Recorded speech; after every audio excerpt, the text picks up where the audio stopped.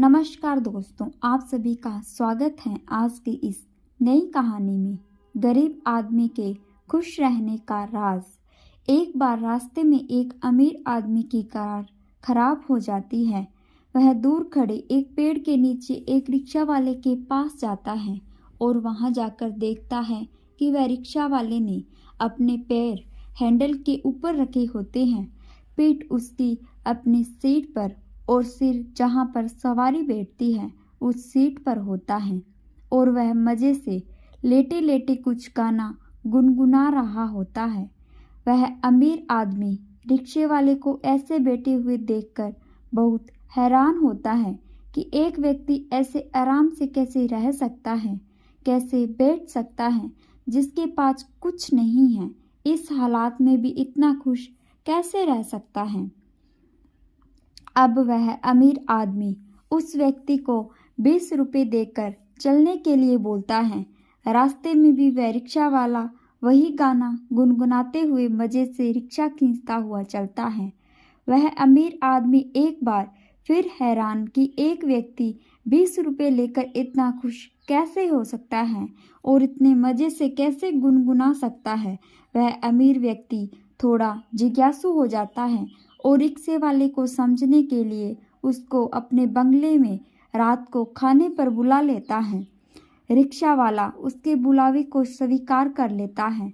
वह अमीर आदमी अपने हर नौकर को बोल देता है कि उस रिक्शा वाले को सबसे अच्छे खाने की सुविधा दी जाए, अलग अलग तरह के खाने का इंतज़ाम किया जाए, सभी प्रकार के व्यंजन दिए जाएं, हर वह चीज़ मौजूद होती जो खाने के लिए होती है।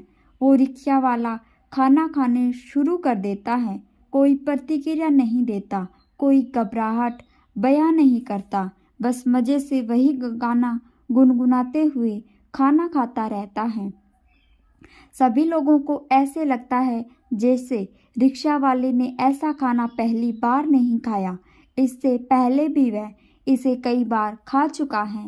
वह अमीर आदमी एक बार फिर हैरान, एक बार फिर जिज्ञासा से कि कोई आदमी इतने ज़्यादा व्यंजन देखकर भी कोई हैरानी वाली प्रतिक्रिया क्यों नहीं देता, वैसे कैसे यह इस हालात में भी गुनगुना सकता है जैसे रिक्शा वाला गुनगुना रहा था। यह सब देखकर अमीर आदमी की इच्छा और बढ़ती है। वह रिक्शे वाले को अपने बंगले में कुछ दिनों के लिए रुकने को कहता है। रिक्शा वाला रुकने के लिए तैयार हो जाता है। रिक्शा वाले को बहुत ज़्यादा इज्जत दी जाती है।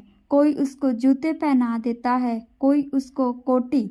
एक बार बेल बजाने से 3 आकर उसके सामने खड़े हो जाते हैं। एक बड़ी साइज की टेलीविज़न स्क्रीन उसके कमरे में लगी थी और एयर कंडीशन वाले कमरे में उसे रखा जाता है। अमीर आदमी देखता है कि वह रिक्शे वाला इतना कुछ देखकर भी कोई प्रतिक्रिया नहीं दे रहा है, वैसे ही साधारण चल रहा है जैसे वो रिक्शा में था, वैसे ही गाना गुनगुना रहा है। अमीर आदमी की जिज्ञासा और बढ़ती चली जाती है और वह सोचता है कि अब तो हद हो गई, इसको तो कोई फर्क नहीं पड़ रहा, कोई हैरानी नहीं है, यह वैसे ही खुश है, कोई प्रतिक्रिया नहीं दे रहा है। अब अमीर आदमी उस रिक्शे वाले से पूछता है, अब खुश तो होना? वो रिक्शा वाला कहता है, जी साहब, बिल्कुल खुश हूँ। अमीर आदमी फिर पूछता है, आप आराम में हैं ना? रिक्शा वाला कहता है, जी बिल्कुल, मैं आराम में हूँ। अब अमीर आदमी की हद हो चुकी थी। अब वह तय करता है कि उसको उसी रिक्शा पर वापस छोड़ दिया जाए जहाँ जाकर ही उसको इन बेहतरीन चीज़ों का एहसास होगा, क्योंकि वहाँ यह इन सब बेहतरीन चीज़ों को याद करेगा। अमीर आदमी अपने सेक्रेटरी को बोलता है कि इसको कह दो कि आपने दिखावे के लिए कह दिया कि आप खुश हो, आप आरामदायक हो, लेकिन साहब समझते हैं कि आप खुश नहीं हो, आराम में नहीं हो, इसलिए आपको उसी रिक्शा के पास छोड़ दिया जाएगा। सेक्रेटरी के कहने पर रिक्शा वाला कहता है, ठीक है सर, जैसे आप चाहे, जब आप चाहें। उसे वापस उसी जगह पर छोड़ दिया जाता है जहाँ पर उसका रिक्शा था। अब वह अमीर आदमी अपनी गाड़ी के काले शीशे नीचे कर कर उसे देखता है। रिक्शा वाले ने अपनी सीट उठाई और सीट के नीचे से काला गंदा मेला कपड़ा निकाला और रिक्शा को साफ किया। मज़े में बैठ गया और वही गाना गुनगुनाने लगा। अमीर आदमी अपने सेक्रेटरी से पूछता है कि चक्कर क्या है, इसको कोई फ़र्क ही नहीं पड़ रहा। इतनी आरामदायक वाली इतने बेहतरीन ज़िंदगी को ठुकराकर वापस इस कठिन ज़िंदगी में आना और फिर वैसे ही खुश होना, वैसे ही गुनगुनाना, ऐसा कैसे संभव है? तो फिर सेक्रेटरी और वह अमीर आदमी अपनी गाड़ी से उतरकर उस गरीब आदमी से उसके हर हालात में खुश रहने का राज पूछते हैं। तो रिक्शा वाला कहता है, साहब, यह एक कामयाब इंसान की पहचान है। एक कामयाब इंसान वर्तमान में जीता है, उसको एंजॉय करता है और बढ़िया ज़िंदगी की उम्मीद में अपना वर्तमान खराब नहीं करता।